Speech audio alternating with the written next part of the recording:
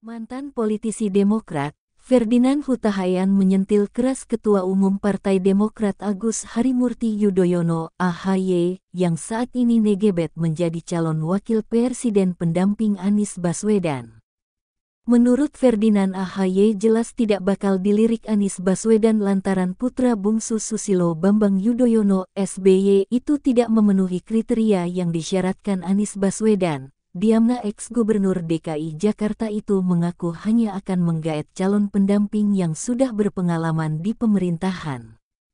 Jadi kalau ada kriteria dari Anies Baswedan bahwa calon pendampingnya harus berpengalaman dalam pemerintahan, maka AHY gugur, kata Ferdinand ketika dikonfirmasi Populis. Pada Jumat tanggal 28 Oktober tahun 2022.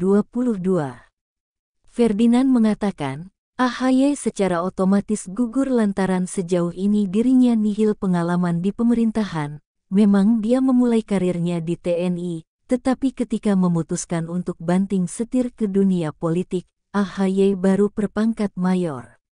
Kata Ferdinand, jelas AHY tak berbekal pengalaman mumpuni sebagai seorang cawapres. Karena AHY tidak punya pengalaman di pemerintahan. TNI pun hanya sampai mayor, tegasnya. Menurut Ferdinand, persyaratan cawapres yang diberikan Anies Baswedan jelas sebuah intrik untuk mendapat AHY dari bursa cawapres. Ferdinand mengatakan hal itu wajar dilakukan Anies, sebab dia ingin menang pada Pilpres 2024. Anies tentu dalam pertempuran ini akan menang, tentu dia akan cari pendamping yang bisa mengangkat elektabilitasnya.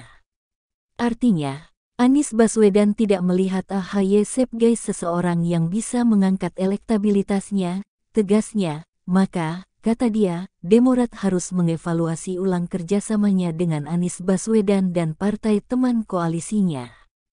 Partai Demokrat yang suaranya cukup besar seharusnya punya pertimbangan yang lebih matang.